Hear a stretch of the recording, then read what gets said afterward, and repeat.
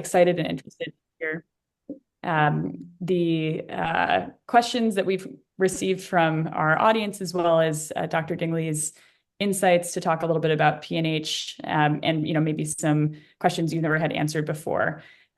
We are Folia Health, and we are a patient-focused healthcare company. We started 8 years ago. I have a younger brother who has a rare immunological condition called CVID, and my family has dealt with a lot of frustration getting care that is, very individual to his experience and is responding to, the information that my parents and my brother have collected on what works best for him. And so 8 years ago, we started building this platform to make it possible for my brother and people like him to collect information. And the idea was to make it possible for him to be able to have more data-driven conversations with his clinicians. But eventually, we also started being pulled into research studies, and now we do both. And so that's how we ended up in PNH. And we're hoping that we can have a positive impact along with people who are living with PNH and their families, who have been very generous in helping us to understand this condition and also what we can do to help. So I will pass it over to Sam, who can intro you to Dr. Dingli. Thanks, Nell. Hi, everyone. So yeah, just echoing what Nell had mentioned, thank you so much for coming today. It's really nice to have you all here with us. My name is Sam. I'm on the Folia Health team, and we're really excited, like Nell mentioned, to be a resource for individuals with PNH. We're actually currently running a completely remote research study, meaning that you can participate from home and that there are no in-person activities required. It involves 6 months of tracking your health and takes a few minutes each week to participate, and you can receive gift cards for completing study activities. The overarching goal of this research study is to better understand the day-to-day experiences of living with PNH. So, for example, what symptoms are you experiencing, which treatments are you taking, and how effective do you feel your treatments are in managing your condition? Something that's cool about this research is that by tracking for the study, you're also building a longitudinal health record that you can use to visualize fluctuations in symptoms and flares over time. I think several of you who are with us today may already be participating, but we're also going to post the link to our study page in the chat too, so that you can learn more about the study if you're interested. So that leads me to the main event, which is introducing you to our guest of honor today, Dr. David Dingli. Dr. Dingli is a professor of medicine and a hematologist at the Mayo Clinic. He's one of the top clinicians treating PNH, and in addition to being a leading researcher, his patients describe him as a really kind and understanding doctor. So we're so excited to have Dr. Dingli with us today to share tips on long-term disease management, as well as the latest developments in PNH research. So after he gives you that overview, we're going to move on to a Q&A. If you already sent in your questions through the registration form, you don't need to send them again. But if you have any new questions, you can drop them in the chat, and we'll be compiling them throughout the talk today so Dr. Dingli can answer them at the end. So Dr. Dingli, please take it away, and thank you so much. Thank you very much, Samantha and Neil, for the invitation to participate in this webinar today. So what I would like to do is start sharing my screen. And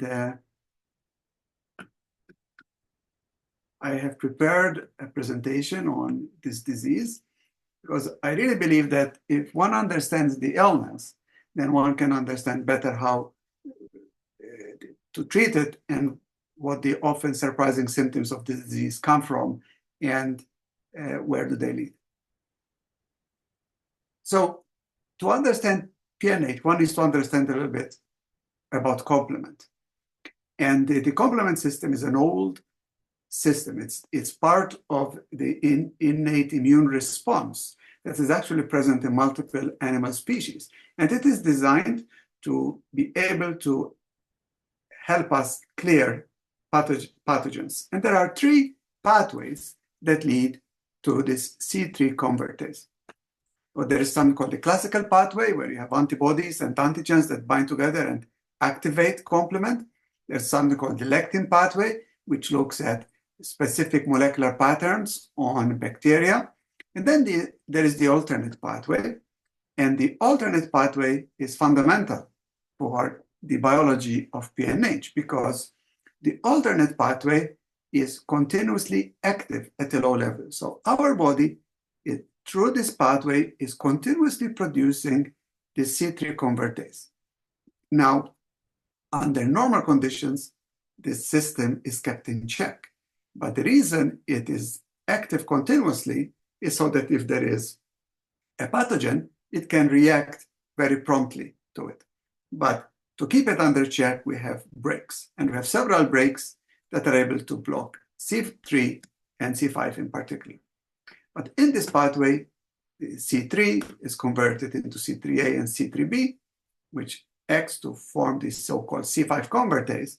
And when the C5 convertase is activated, it results in the formation of something called the membrane attack complex. And the membrane attack complex is on the surface of cells, including red blood cells, and this literally pokes holes in the surface of red cells and leads to their destruction.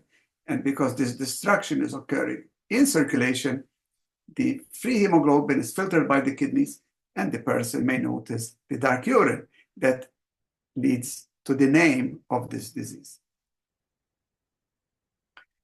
The pathway is, of course, a little bit more complicated. And what I want to emphasize here is this point, that this alternative pathway or alternate pathway is continuously active.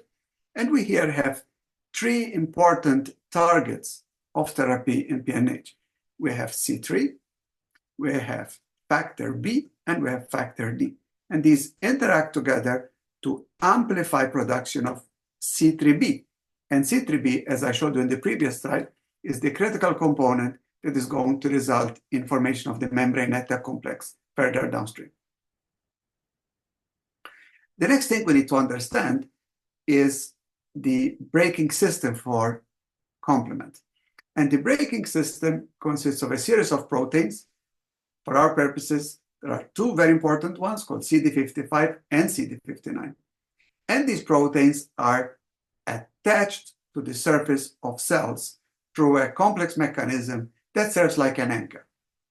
So this is the plasma membrane of cells, and there is an anchor that is able to tether multiple proteins on the surface of cells, including these complement regulators.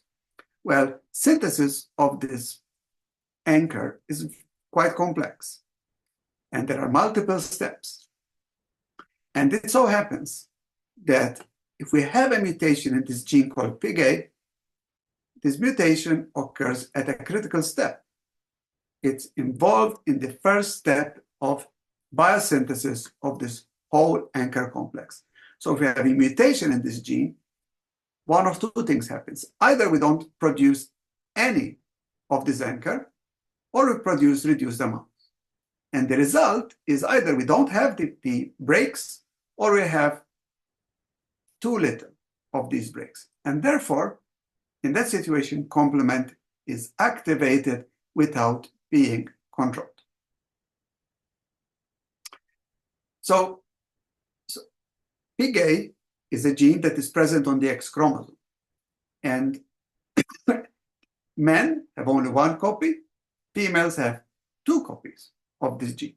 But we only need one mutation to cause a problem, because in males, of course, we have only one copy, but in females, only one copy of the X chromosomes is used for gene expression.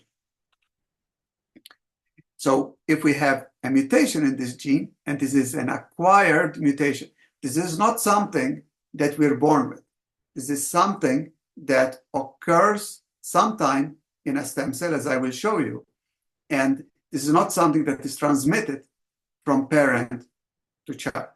That's why it's called a somatic mutation compared to a germline mutation, which is something that is transmitted from parent, potentially transmitted from parent to sibling. So we have a mutation in this gene, and we lose function of PIGA. We do not produce the anchor, and therefore we lose expression of several important proteins that are a brake for the complement system. Most of these mutations are single base pair or frame shift mutations. The end result is almost always the same, either no gene expression or reduced gene expression. The next step to understand about PNH is that this mutation must occur in a hematopoietic stem cell. And we know that has to be true because number one, if you have this mutation, in time, it will show up in all types of blood cells, red cells, the various types of white cells, and even platelets. And therefore, the mutation can only arise there. But having a mutation is not enough. That the mutated stem cell must expand so that it starts contributing more and more to hematopoiesis. And as a result, the pool of cells in the blood that is coming from the mutated stem cells grows, and of course, then the problem becomes apparent. And this is what we mean by clone size. You may hear your physician talk about clone size, and I'll come to this in a little bit. But these are all the steps that are needed for PNH to be a disease. You've also, probably some of you have seen a slide like this, where there is an overlap between PNH and other disease states. And those other disease states are either aplastic anemia or myelodysplastic syndrome. And both of these conditions are bone marrow failure states. In aplastic anemia, we have too few cells being produced in the bone marrow, so typically we expect the red cells, whitelets, and platelets to be low. In MDS, the problem is a bit different because we have mutations that are causing the bone marrow to malfunction, and although there may be many cells in the bone marrow, they're not maturing and going out into circulation. But there's a variant of MDS called hypoplastic MDS, which is kind of an overlap with aplastic anemia. And these patients can also have PNH clones. And then we also have many patients where the predominant problem is PNH itself. But the important thing about this Venn diagram is that it shows not only overlap, but that the patient's disease can shift. So the person can have PNH that in time evolves to aplastic anemia. We can have the person with aplastic anemia that evolves to have PNH that needs therapy, and then in time they might go back to aplastic anemia. And when you have MDS and the patient has a small PNH clone, that is very important to understand because those people may require a specific therapy that will result in a response. So how do we get hemolysis in PNH? And hemolysis means destruction of red blood cells. So we need many things that have to occur together for this process, for hemolysis to occur and for PNH to be a disease. The first one, we need this mutation in PIGA. Without it, we cannot have PNH. Then that mutation must occur in a stem cell. And that stem cell must expand. And there are various ways in which these stem cells can be allowed to expand. Then we have the phenomenon that I started with, that the alternate pathway of complement is continuously active, and C3 sits on the surface of red cells. So we have continuous production of C3, and now with this problem of PIGA, we lose the brakes that control C3 and C5 activation. And therefore, the red cells are at risk of being destroyed. The other important point to remember that red cells do not have a nucleus.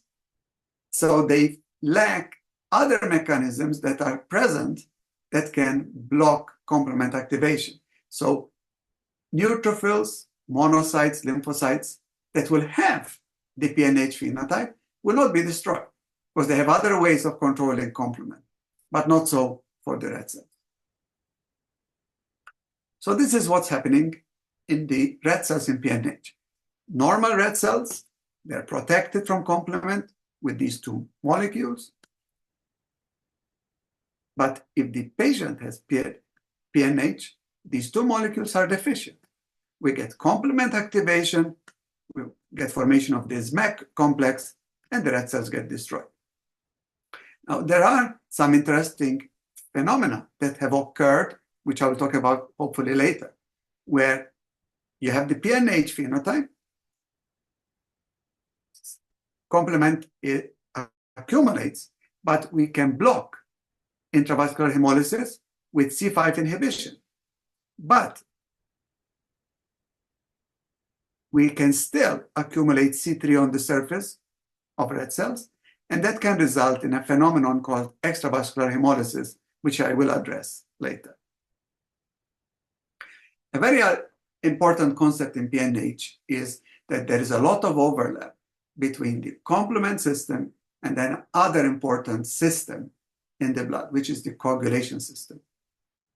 And the coagulation system, in a way, is a little bit like the complement system. There are components of it that are continuously active at a low level.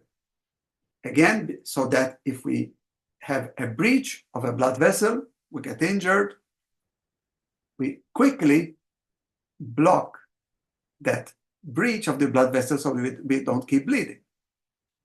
And there are components of the complement system that interact heavily with the coagulation system. And in particular, you can see here that we have C3 and C5 in particular that can activate thrombin. And thrombin is a very important component of the coagulation system. And this is one mechanism of how we get thrombosis in PNH. There are other mechanisms, which I hopefully will show you later. In PNH, hemolysis is occurring all the time. So even though the name of the disease is paroxysmal, meaning intermittent, nocturnal, meaning something happening at night, and hemoglobinuria, meaning the presence of free hemoglobin in the urine, the disease, the name is nice for the disease, but it's actually a poor descriptor for the disease. Hemolysis is occurring all the time. It's not nocturnal, and you do not even need to have the dark urine for a person to have this disease, okay? There are some situations where hemolysis is increased. In the person who has untreated PNH, most of the destruction of red cells is occurring in circulation.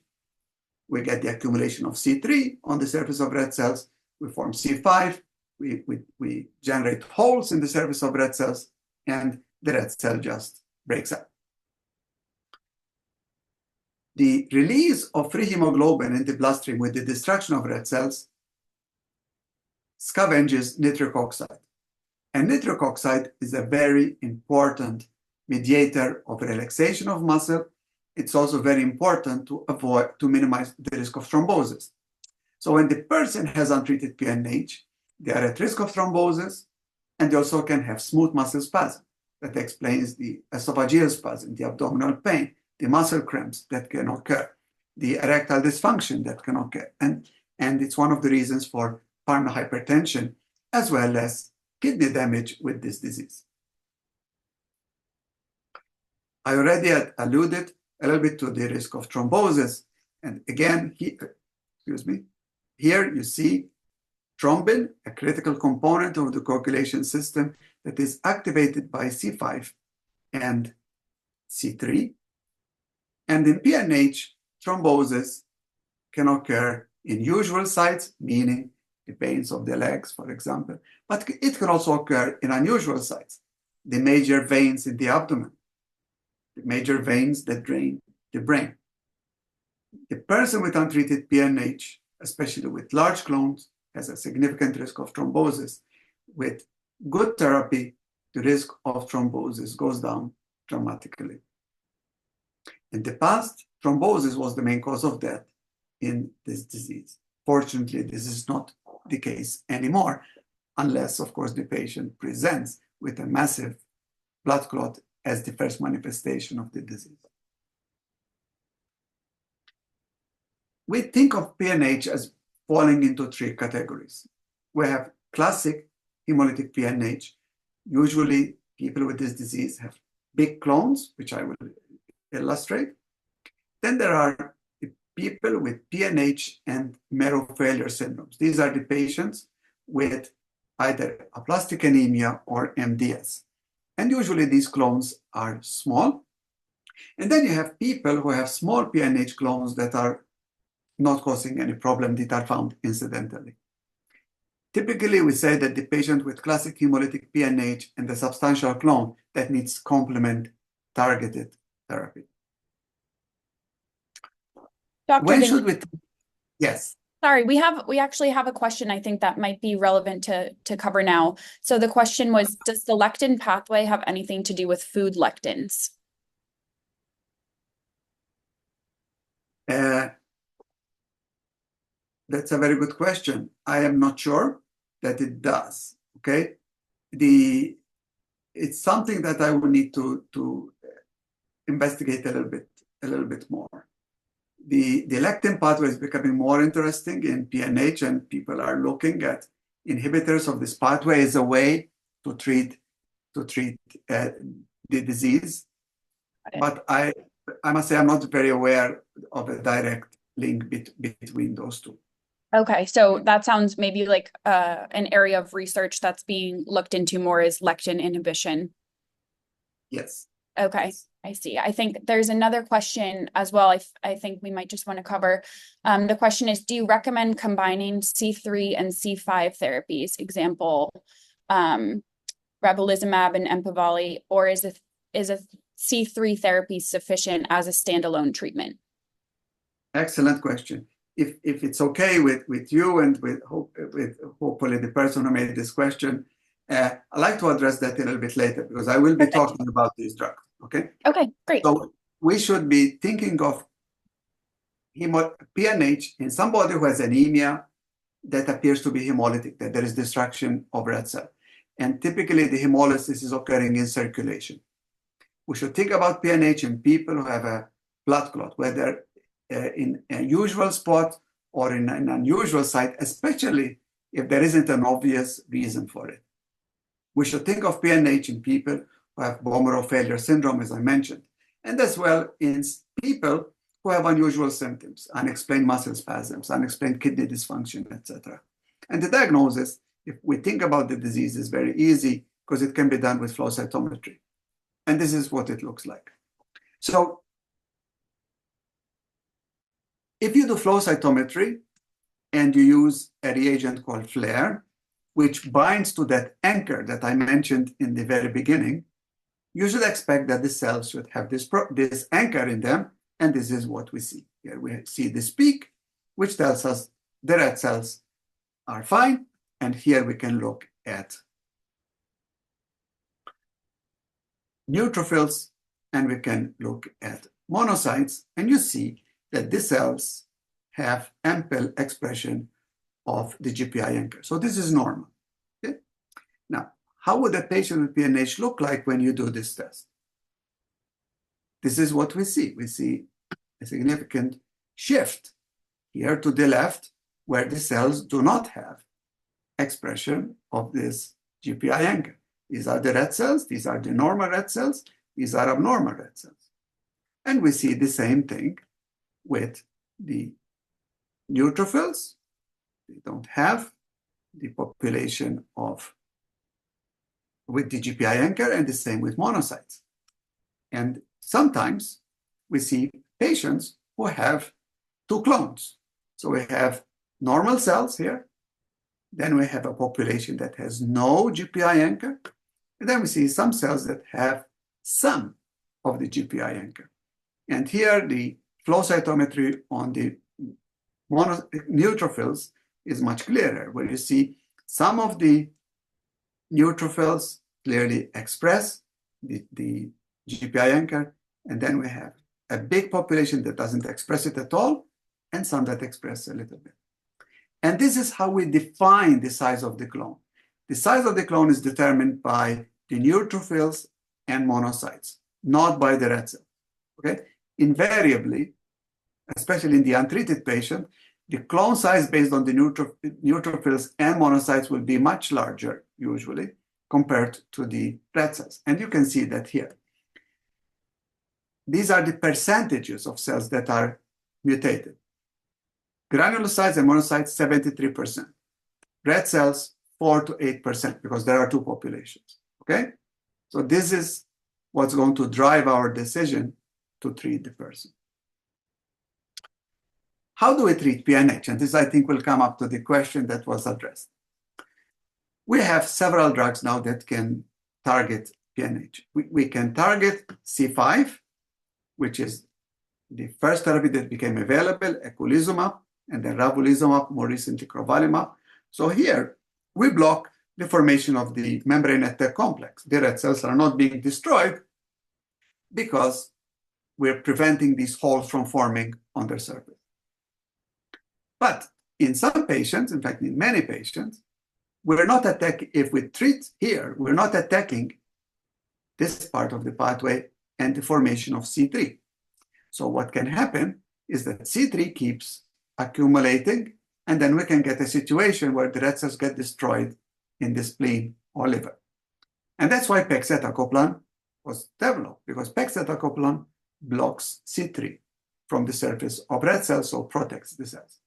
More recently, we've had 2 products approved. One of them is iptacopan, that blocks formation of the C3 convertase and therefore blocks the whole process up to down, because if you do not have the convertase, you do not accumulate C3b, you do not form the C5 convertase, you cannot have the membrane attack complex.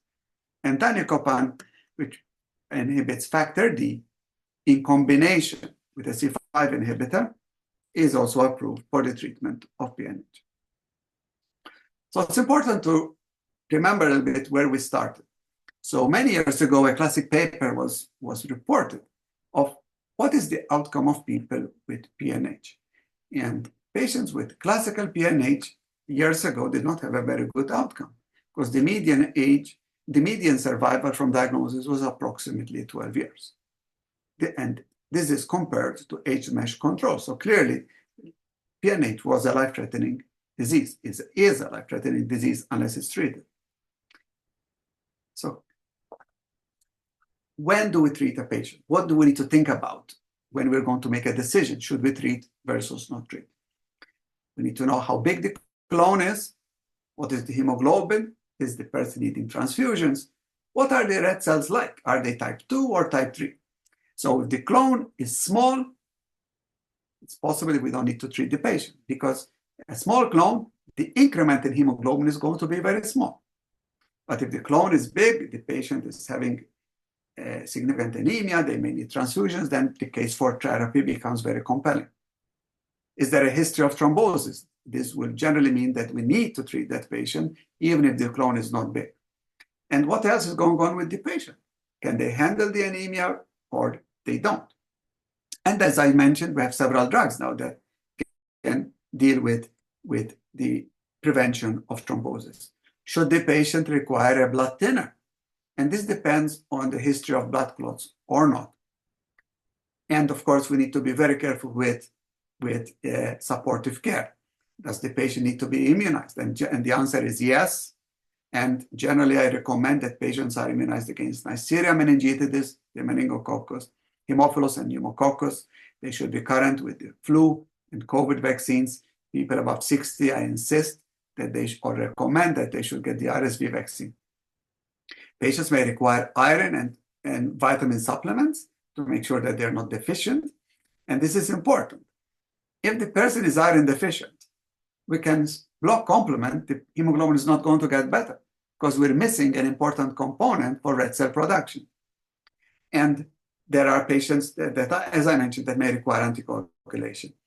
Very important is the education of the person to understand what the disease is about. Because I believe the more they understand about the disease, they're more able to comply with therapy, they're able to alert the physician if there's a new problem, and in general, a better understanding of the illness results in an overall better experience for everybody. So I want to spend a minute or so talking about eculizumab. And eculizumab was the first drug that was approved. Eculizumab blocks C5. And when eculizumab became available, this was a big deal. We had no prior treatment for PNH except transfusion support, infrequently a bone marrow transplant. And what happened with eculizumab was remarkable. The patient's LDH, which is a measure of intravascular hemolysis, typically is very high in the thousands, came down. The hemoglobin improved. The fatigue score, that is the fatigue is the most common symptom in PNH, improved. And of course, the red cells now are surviving, so the size of the red cell clone gets better. So we're seeing control of intravascular hemolysis. And if we look at the experience from the UK, the patients, as I mentioned, the LDH comes down dramatically, hemoglobin gets better, the risk of blood clots goes down quite substantially, fatigue is better, the symptoms related to smooth muscle contraction go away, and the transfusion requirements go down significantly. Although, as you will see, some patients still continue to require transfusion. Then ravulizumab became available, and the advantage of ravulizumab is essentially that it is given every 8 weeks compared to every 2 weeks. And there were a couple of studies that compared ravulizumab with eculizumab or ravulizumab used in the treatment-naive patient, and these results shows that ravulizumab is a very effective therapy, as good as eculizumab, perhaps even better. As you can see, if you use either eculizumab or ravulizumab, you get control of intravascular hemolysis in most patients, and this effect is maintained with time. I will mention that more recently a new antibody was approved called crovalimab, and crovalimab works similar to eculizumab and ravulizumab, with the exception that it is given subcutaneously compared to the IV formulation of the other two, and it can work in a subgroup of patients where eculizumab and ravulizumab does not work because of a polymorphism in C5.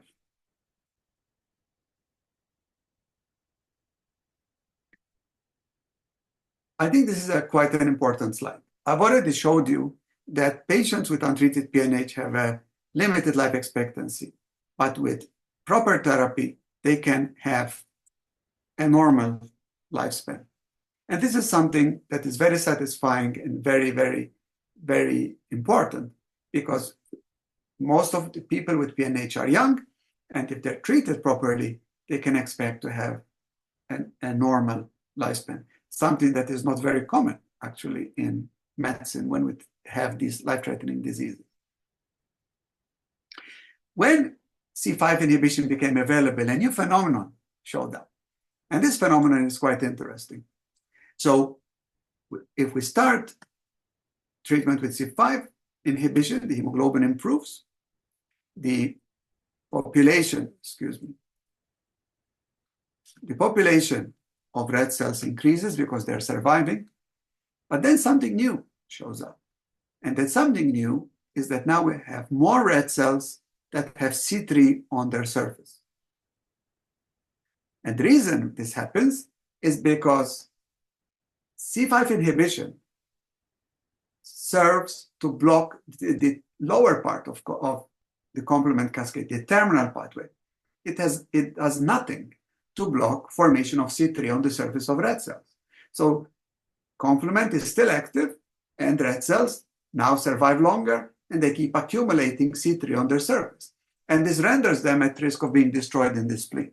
And this was the phenomenon of extravascular hemolysis that was described. So we have people with PNH who continue to have anemia despite being on good C5 inhibitor therapy. So we need to understand why this is. You already mentioned there could be iron or other nutritional deficiency. If the patient happens to be in one of those groups where there is an overlap with aplastic anemia, maybe that is the reason for the persistent anemia. There are ways to figure that out. If the patient has inflammation or kidney disease, that can contribute to the anemia. Or the patient sometimes may have continued intravascular hemolysis, maybe because we're not giving the adequate dose of the drug, something that is quite uncommon. But then there are two phenomena that are important, and especially in the last few years. And these are either breakthrough hemolysis, or extravascular hemolysis. Breakthrough hemolysis means that the person is doing well, and then all of a sudden, the symptoms of hemolytic PNH become apparent. The person feels tired, they may develop shortness of breath, they may be noticed to be pale, jaundiced, dark urine, and the smooth muscle cramps show up again. And that's breakthrough hemolysis. The extravascular hemolysis is a different phenomenon. It's not associated with smooth muscle spasms. It's not associated with dark urine. And this occurs for a very different reason. Dr. Dingli, do you have a type of iron supplement that you tend to recommend to your patients? This was a question that was put in the chat. Right. So in people with this disease, I generally like to check ferritin, which is a measure of iron stores on a regular basis. And if they are deficient, then I would recommend Vitron C as a common therapy, because the person absorbs iron better in the absence of some acid, and the Vitron C provides it. But other iron preparations should be just fine. They need to be given, though, consistently with monitoring. Great. Thank you. I know we have, I'm curious what your preference is. I know we have quite a few questions to get through. Do you want to skip to them now or continue going through the slides? Why don't we do this? Why don't we start going through the questions? Okay. And then if I have a slide that is relevant, I will show it. Okay, perfect. I know everyone is just so excited. We have so many questions and there's so much valuable information to get to. We might have to have a follow-up actually to this. Yeah. Okay, so I can just start maybe with one on our list. So someone is wondering, can you speak to any drugs in early clinical trials? Are there upcoming medications that will be orally administered? So right now we have two orally administered drugs. One of them is iptacopan, known as Fabhalta, and the other one is danicopan. Iptacopan is approved as a single agent use, so it can be given on its own, whereas danicopan needs to, or Vorea, needs to be given in combination either with eculizumab or with ravulizumab. Very effective therapy for PNH. There were other products that were being studied that are on hold when it comes to oral agents, but for parenteral agents, there are others being developed, including drugs that can inhibit, for example, production of C5 in the liver,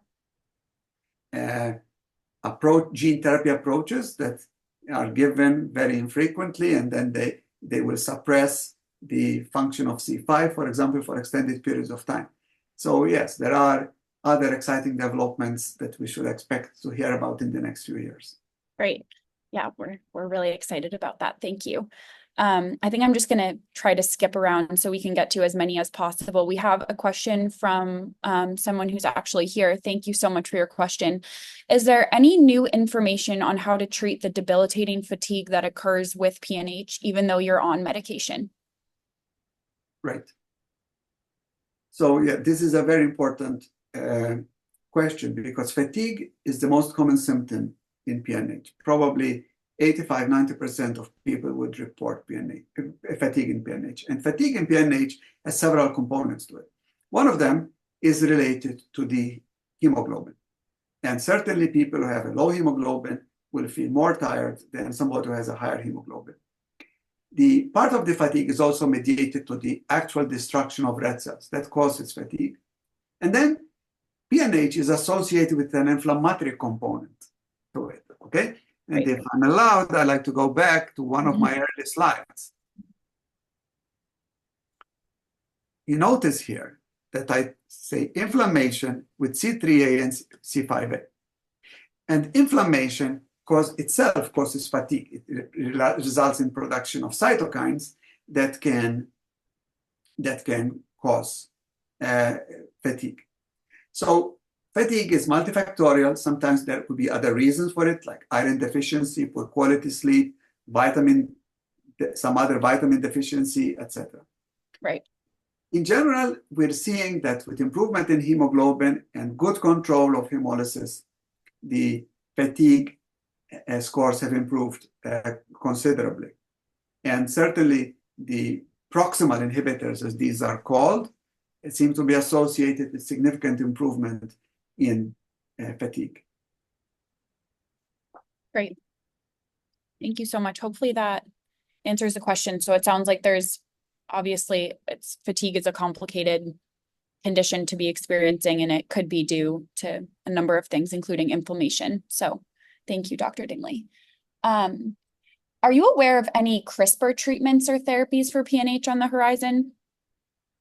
Yes, so these are the gene therapies that are kind of was alluding to that could be used in the future. They're at an early stage, right? And we'll have to see where we go with that. Okay, thank you. And can you remind us how long? I know everything is different and there's a lot of fluctuation, but how long on average does it take for something to go from that early stage to becoming available for patients? Well, I mean, the process for a drug to be studied and then getting approved can take several years. I would say several years. It depends on the efficacy of the product and the safety, right? I mean, lately we've been very fortunate that we have drugs that were approved relatively quickly because of their efficacy, right? If we look at ravulizumab, we look at pegcetacoplan, iptacopan, and danicopan, the approval took a few years because these drugs are extremely effective and you could show a benefit very quickly. Right. Yeah, and I think that's the beauty, hopefully, of having several new drugs in early development, that some will work and be approved quickly. Thank you. I think we've gotten some questions submitted through the registration form on the causes of PNH. So a specific question was, what is your opinion on what types of exposures cause PNH and aplastic anemia, especially coming from someone who was very healthy before diagnosis and was diagnosed after COVID? Could COVID have been a factor? Okay. So again, I like to go back to one of my slides.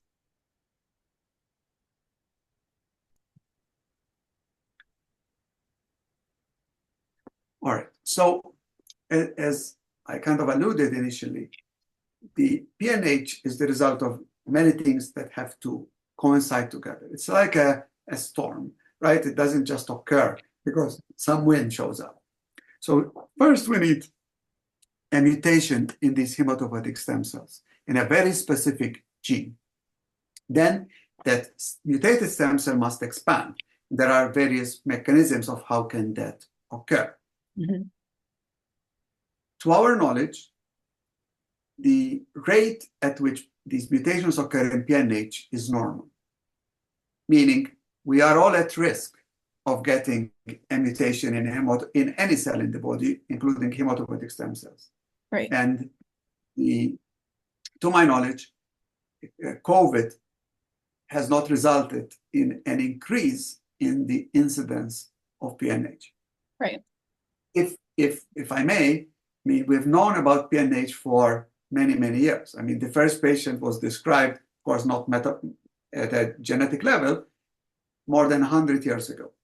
So, and there's no data to date that we're seeing more patients with PNH compared to before. And I'm not sure that there is a good mechanism that I can understand of how, for example, COVID could do this type of damage to a stem cell. Okay. Can I exclude it completely? No, but I would say the current thinking is that there is no relationship. Okay. And I'll finally say that what this person was the question experienced is common. Most people with PNH would have been healthy before. They often have had healthy lifestyles, very active people, and this thing shows up. The best we have right now is that this is mainly a problem of chance. Yes. Thank you so much. Okay, sorry. I'm just looking at this question list. So let's see one maybe that's similar. how about this one? So for anyone who's pregnant with PNH, should they have concerns or take extra precautions to prevent PNH for their child if their diagnosis has been deemed not genetic after many tests? Right. So again, a very important question. So PNH is a disease that arises because of a mutation only in the hematopoietic stem cells. So it is only restricted to blood cells. If you look for this mutation, you're not going to find it in the uterus, in the ovaries, in the eggs in women, or the sperm in men with the disease. Okay? Mm-hmm. So they cannot transmit it to the child. And the proof of that is that there have been many women with PNH who were able to have a pregnancy. Right. And the child was born, and of course, these children did not have PNH, none. Okay? So the people who are listening in should not be concerned that they're going to transmit this condition to a child. The gene associated with this is not present, is mutated in all their cells. It's something that is only restricted to some cells and that are not involved in formation of the gametes. Okay. Yeah, that makes sense. And it's encouraging to hear that many women who have PNH have gone on to have children who don't have it. So hopefully that is reassuring to our participant who asked that question. Okay. Going back, I think, to the subcutaneous antibody conversation we were just having. So the question is, does subcutaneous antibody option mean that some patients could self-administer at home, like sub-Q IVIG? Yes. So right now in the United States, the only product that is approved for self-administration at home is pegcetacoplan, right, which blocks C3. So that is approved. The other antibody that is given subcutaneously is crovalimab, but crovalimab did not receive FDA approval for self-administration at home. So it needs to be given at a physician's office, even though it's given subcutaneously. Okay. Great. Thank you.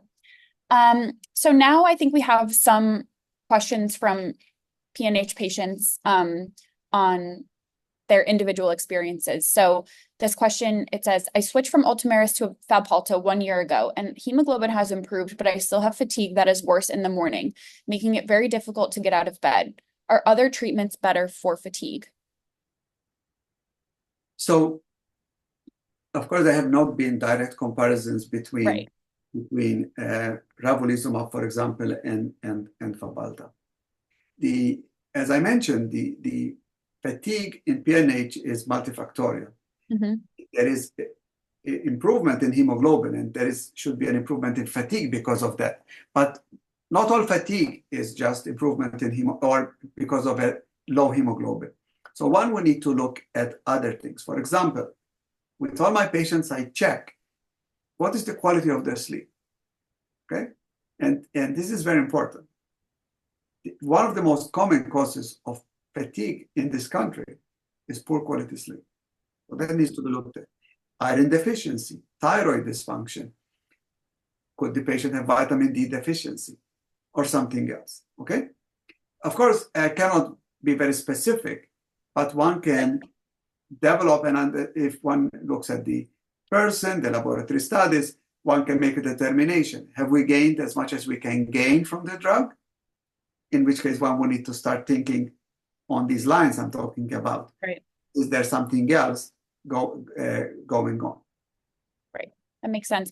I'm just curious. So when you're talking about quality of sleep, how do you assess sleep quality as a physician?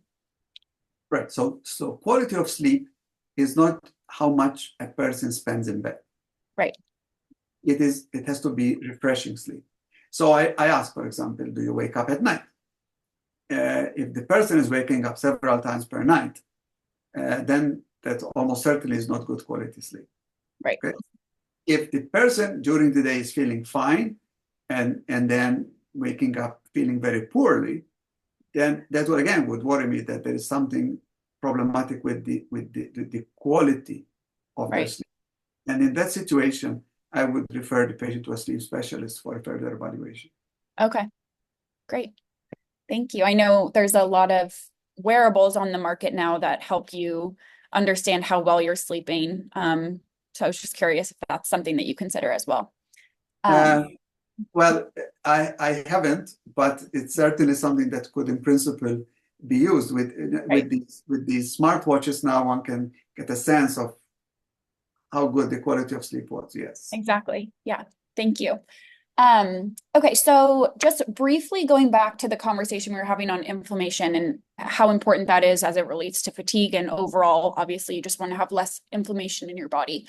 We have a question: can diet help reduce this type of inflammation? And are there any lifestyle changes that can help? I'm not sure that the diet will have a major impact on this, Okay. unless the person has some sort of intestinal problem. For example, one needs to be very careful to screen the appropriate person for celiac disease. Okay? The celiac disease is not a rare condition, and doesn't always present with a lot of diarrhea, for example. It could be just, for example, iron deficiency and fatigue. So in that situation, I screen for it, because that's something that is very important and that can be fixed with dietary modifications. I generally tell people that they should have a healthy diet, balanced diet with fruit, vegetables, meat, and try to maintain some sort of exercise program. We talk also a lot about good sleep hygiene. Sounds good. I think I've heard that before from my doctors as well.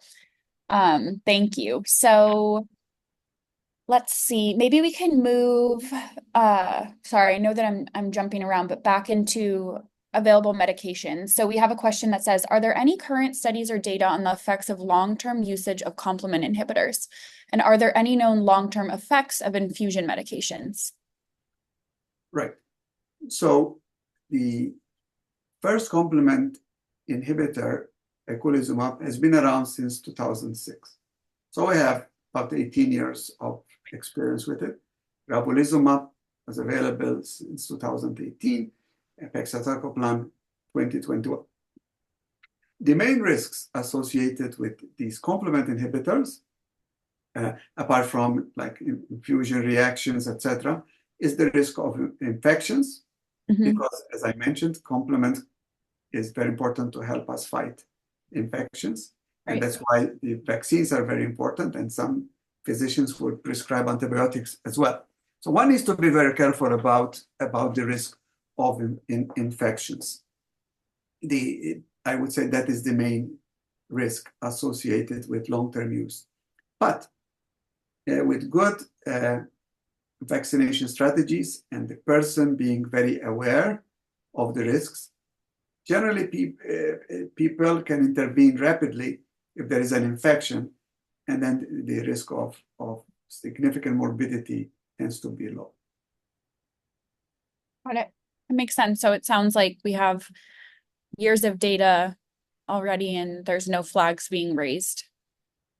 Not yet, of course.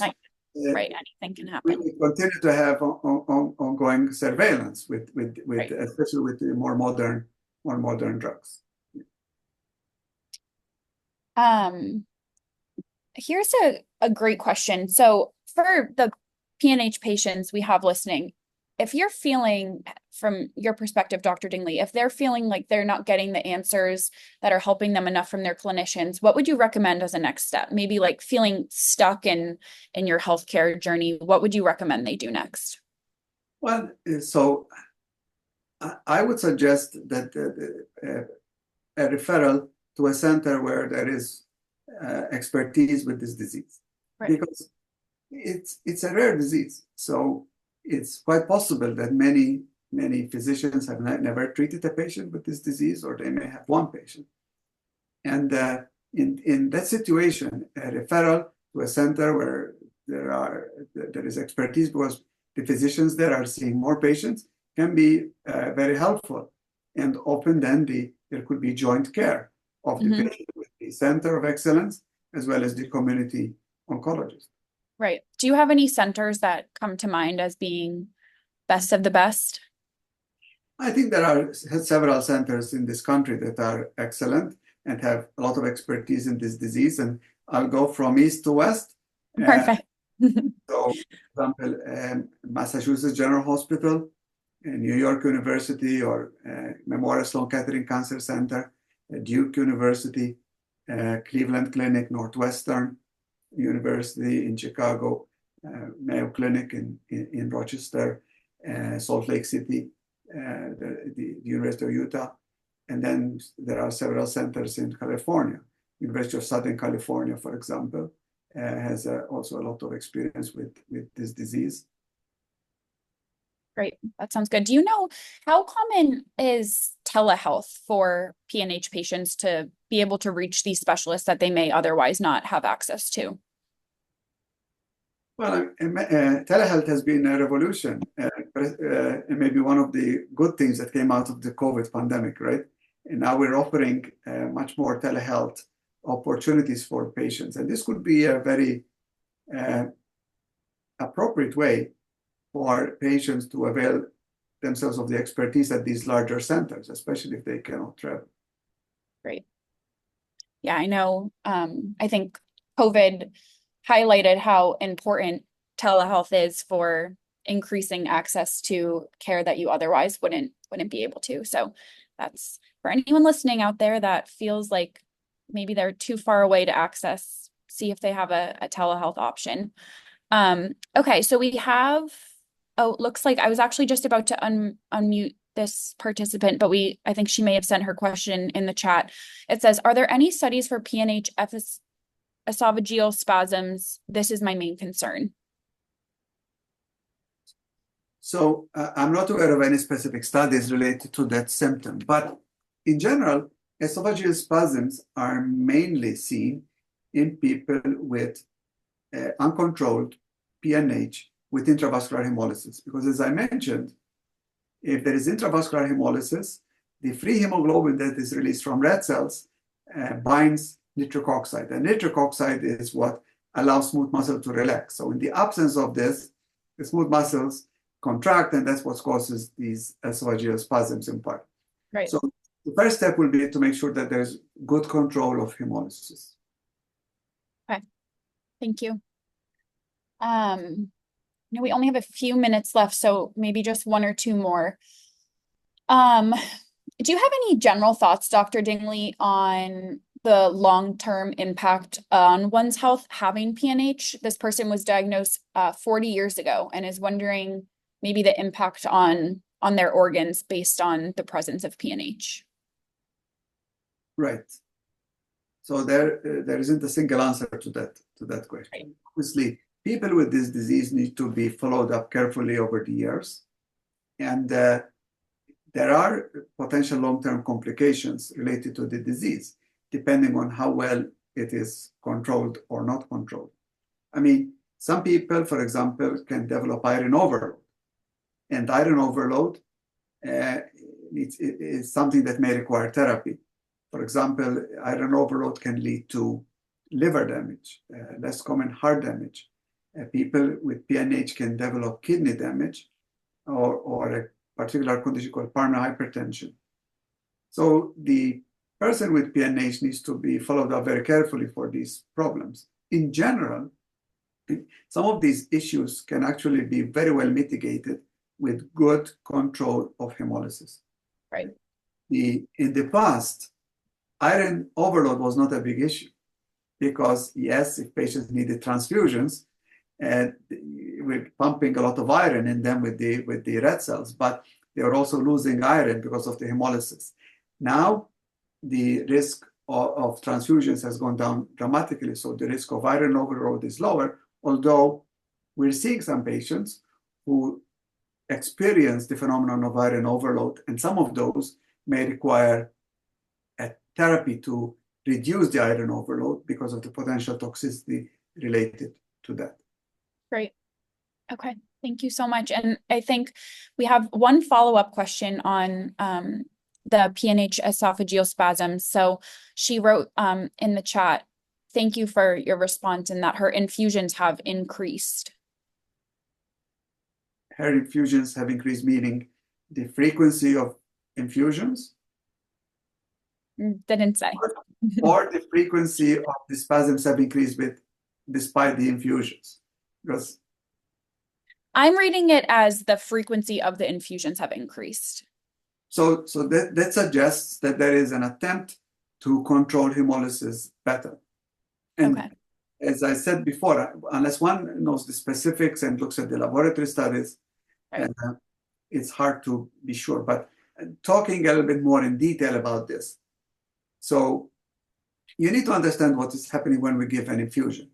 So if we give a drug, the blood levels go up to very high levels. So the person's red blood cells are protected now. So most likely there's going to be very little, if any, hemolysis intravascularly at that time. But then as the drug levels go down, it is possible that the concentration of the drug reaches a level which is not enough to prevent hemolysis. And it is possible that at that time, the person may start experiencing again the smooth muscle spasm in the esophagus. Right. And one can do testing to understand that. One can check a level of the antibody before the next dose is due and can determine, are we treating the person with enough drug? And depending on which drug it is, the dose may need to be either increased or the frequency reduced. The frequency gets shortened. And this problem used to be much more common with eculizumab, and it is certainly less with ravulizumab. But it all depends on the details of the patient, so I cannot be much more specific. Right, that makes sense. Thank you so much. So I think we're at time. We're actually 1 minute over. So thank you so much, Dr. Dingli, for taking the time to chat with us today. And thank you to everyone who joined us as well. We're going to plan to send the recording to everyone who registered. So even if you're here live listening in person, we'll send this to you on email, as well as more information on the PNH study that we chatted about at the beginning, in case you're interested in joining that. And if you have any follow-up questions, you can reach out to research@foliahealth.com. And yeah, that's it. Thank you so much. Have a great evening, everyone. And thank you so much, Dr. Dingli. Thank you, Dr. Dingli. Thank you. It was my pleasure. Have a great evening, everyone. Thank you. Bye.